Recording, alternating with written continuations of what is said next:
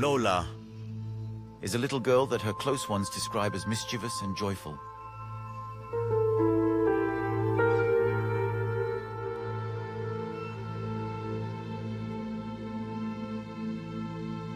France woke up to her face on Saturday morning. This child died at the age of 12, killed in appalling circumstances.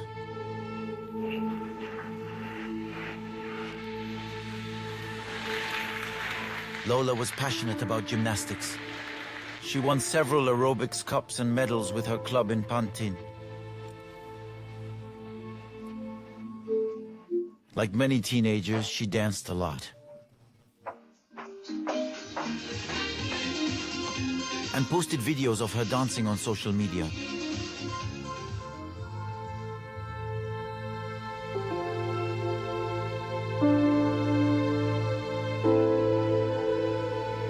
Her tragic death aroused strong emotions from the very first hours after her passing. The following day, 12-year-old Inaya dropped off a last letter to Lola. They were friends in kindergarten and primary school.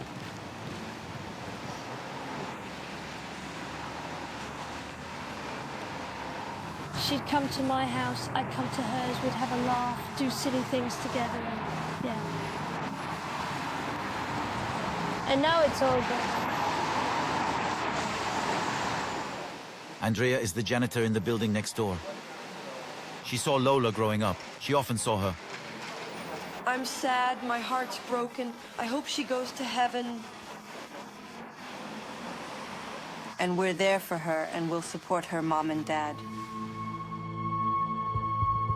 This is the woman who raped, tortured, and killed Lola before shoving her body in a trunk.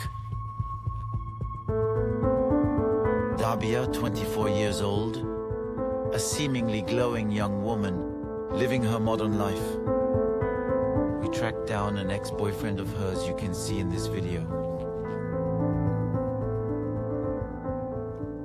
I haven't slept in 4 days, and as soon as I closed my eyes, I imagined her doing what she did.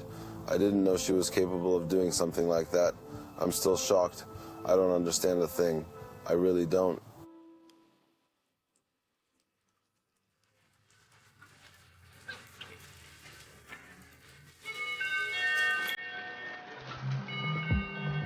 At 3 o'clock last Friday, it was the end of the school day and the beginning of the weekend for Lola. The girl lives just a few dozen meters from the school. In this residence, she usually goes straight home. As she didn't get home, her parents got worried. Her mother quickly reported her disappearance to the police. Her father, the building's janitor, checked the CCTV footage. He saw a young woman entering the building at around 3:15 p.m. Behind her, his daughter Lola followed her. At 5 p.m., the camera films the unknown woman who emerges alone, with 2 suitcases and a large trunk. Worry levels rise. Lola's mother posted an Amber Alert on her Facebook account. 2 hours later, at 23:20, a homeless man discovered the trunk in the building's inner courtyard.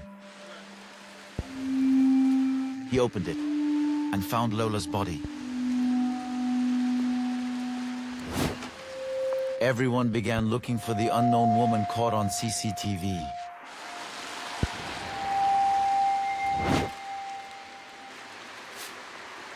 As soon as his convenience store in front of the college opened, Yassine saw Lola's father arrive. He showed me someone's picture and asked if I knew her. So I told him, I answered him that her silhouette looked familiar. But I couldn't clearly see the face in the photo. When I told him that I may recognize the silhouette, he left his phone and his groceries. He went straight to the police station, which was just 100 meters from the store. Several people in the neighborhood had seen the suspect the day before. Ali saw her as she was leaving the building. I was right behind her. The trunk opened, she had trouble rolling it. She pulled and pulled. She looked to the right, to the left, because you could tell she was in a panic. You could tell she was not normal. She was dressed in a green dress and sneakers. She was probably in her early 20s. Right in front of her, there's the bar and tobacco shop. The building's right there, next to the bar and tobacco shop. Some of the cafe regulars notice her. The chick was right there. With the suitcases, we didn't know what was in there. She stayed there at least 30, 45 more minutes. She stayed a really long time. When you see her, dude, you think she's an escort. She looked like a colleague because when the guy came, he already had both windows open towards the back, as if he knew what he was carrying.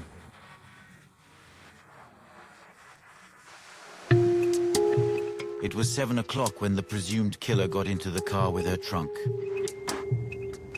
Thanks to these testimonies and the city's CCTV, the police officers traced back her route. The driver is a friend of hers. Together, they went up to his apartment in Asnières with the trunk.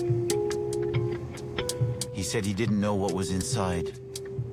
Clues suggest that he intended to have a sexual relationship with Dabia.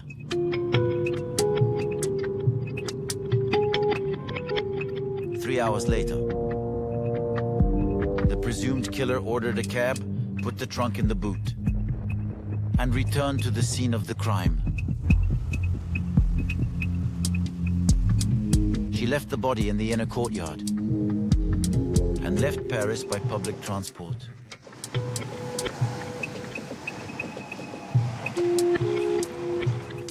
Dabia ended her night in this building in Bois Colombes, staying with an acquaintance, Amin. That's where she got arrested early in the morning. Come on, come on. A little snack? Kamil is Amin's roommate. He was asleep when the police entered the apartment.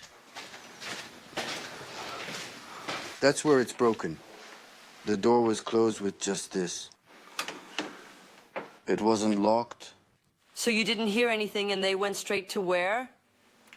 Immediately into the kitchen. That's where Dabia was sleeping. Here. They came straight in here. We couldn't even move with the police here. Those weren't policemen. That was the BRI. Were there many of them? At least dozens of them. The police arrested everyone and searched the apartment. Here, that's where I was. They brought Amine with me here and handcuffed us. Afterwards, the police told me they were going to ask me some quick questions. All were taken into custody. 8 hours later, the two roommates were cleared. Kamil was released. As he was an illegal immigrant, Amin was placed in the Vincennes detention center, awaiting deportation. That day, Kamil brought him a few things. Amine was the last person who saw Dabia before she got arrested. He said he bumped into her in the street. We were able to contact him by phone. What time was it when you bumped into her on Friday? It was 11 p.m., something like that. She was at the end of the T1 tramway line. When you saw her, what did she look like? Normal? Did she look stressed? Normal, she was wearing flip-flops and she said to me, Amin, can I sleep at your place? I don't have a place to sleep tonight. I told her no problem. It was a cold night and I felt sorry for her. She came with me. I made her bed. She slept, she ate. I made her something quick. We didn't talk at all. She got on her phone. And so did I. And that was that.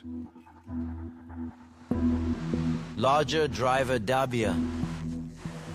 A total of 6 people were taken into custody at the Paris police headquarters.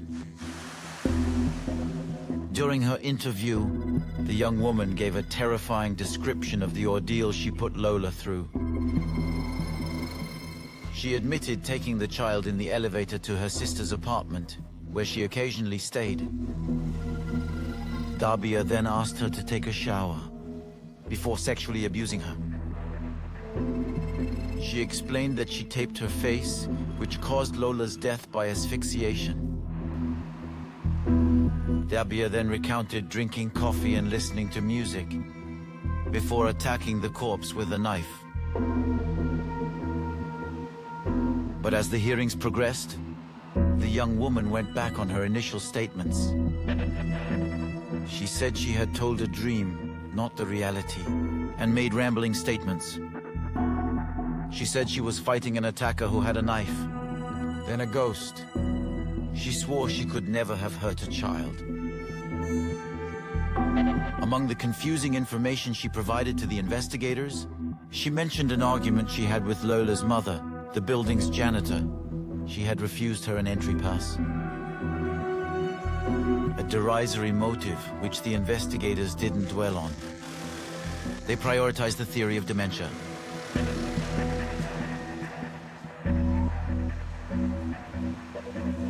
Who was Dabia? The 24-year-old alleged killer. You can see here, filming herself on social media.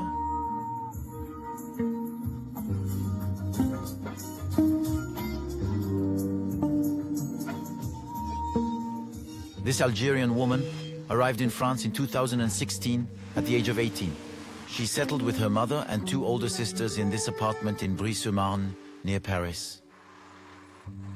Her two older sisters started building their own lives. One of them got married. For Dabia, things were more complicated. In high school, she regularly skipped classes and failed to pass her baccalaureate. During this time, she started seeing fairs. An Algerian man she met in Algiers, their hometown.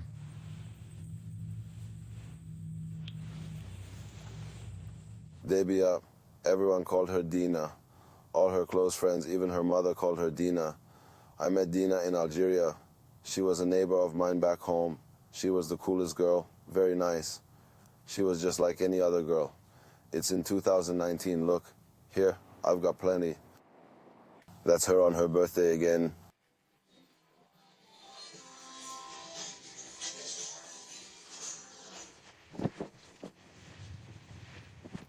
Exoxo haters! We're at the Eiffel Tower! Exoxo haters!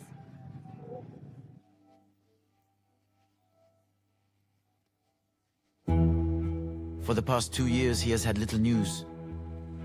In the meantime, Dabia's parents died. She is forced to leave the country as her student residence permit expired. 2 weeks ago, she called Fairs.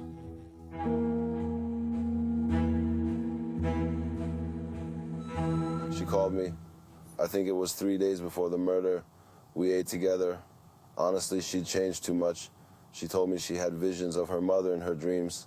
She saw her mother. And like her mother was telling her things, but she didn't understand what her mother was telling her. When she was with me, she was talking like she was mumbling. She was talking to herself, like there were two Dinas in her head. She was talking to herself. Then, as soon as I told her, "What did you say?" "Are you talking to me?" No, it's nothing. I'm talking to myself, I'm talking to myself, I'm talking to myself. Before her trial, Dabia will undergo psychiatric tests. Presumed innocent, she is incarcerated in Fresnes prison and charged with murder and rape with acts of torture and barbarism on minors under the age of 15. Her lawyer declined to comment on the facts. She faces life imprisonment.